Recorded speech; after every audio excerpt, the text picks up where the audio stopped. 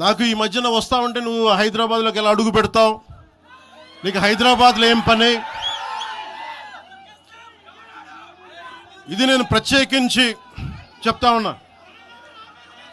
మీరెవరైనా నన్ను బెదిరించడానికి, బెదిరించే వాళ్ళ మీ అయ్యే జాగీరా తెలంగాణ?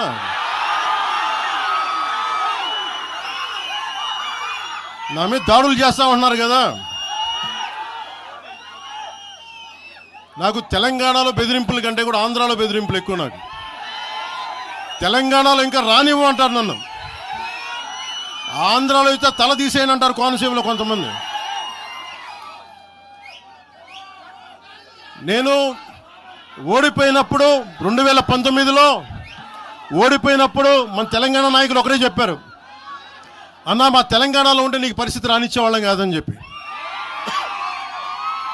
ఒక మాట చెప్తున్నాను, ఎస్ మిస్టర్ పవన్ కళ్యాణ్, ఇది మా అయ్య జాగిరే, మా తెలంగాణ ప్రజల అయ్య జాగిరే, 4 కోట్ల ప్రజల మనుషుల యొక్క అయ్య జాగిరే, నీ అయ్య జాగిరి కాదు. ఫస్ట్ గుర్తుపెట్టుకో. ఇలా ముందుగా బేషరతుగా క్షమాపణ చెప్పాలి. చనిపోయినటువంటి కళాకారుడు గద్దార్ గారికి, గద్దార్కు కారు కొనిచ్చినా అని చెప్పి చనిపోయిన వ్యక్తుల గురించి మాట్లాడడమే అప్రస్తుతం. ఒక కళాకారుడు,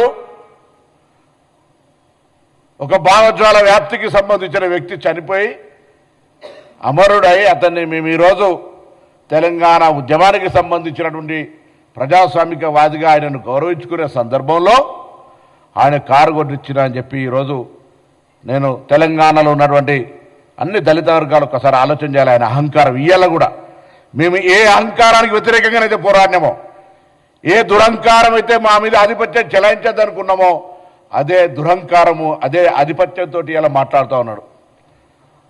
మేము ఎన్నడూ కూడా చెప్తున్నాం, వీళ్ళ కూడా రాజకీయ పరంగా ప్రజాస్వామిక భారతదేశంలో తెలంగాణ కూడా అంతర్భాగమే. మేము కూడా అనేక సందర్భాల్లో ఆంధ్రాకి వెళ్తాము. Andhra, Telangana is a separate states, Telugu రాష్ట్రాలు. కానీ ఆయన మాట్లాడినటువంటి ప్రెస్ కాన్ఫరెన్స్ చూస్తూ ఉంటుంటే ఇది పాకిస్తానా ఇండియా అని మళ్ళీ మాట్లాడుతూ ఉన్నారు, పాస్పోర్ట్ తీసుకోవాలని. ఈ మైండ్ సెట్ తీసేయండి. ఆయన శాసనసభలు ఉన్నారు, ఇలా పార్లమెంట్ గురించి ఐడియా లేదు. నేను పార్లమెంటు తెలంగాణ బిల్ అయ్యే సందర్భంలో ప్రత్యక్ష సాక్షి.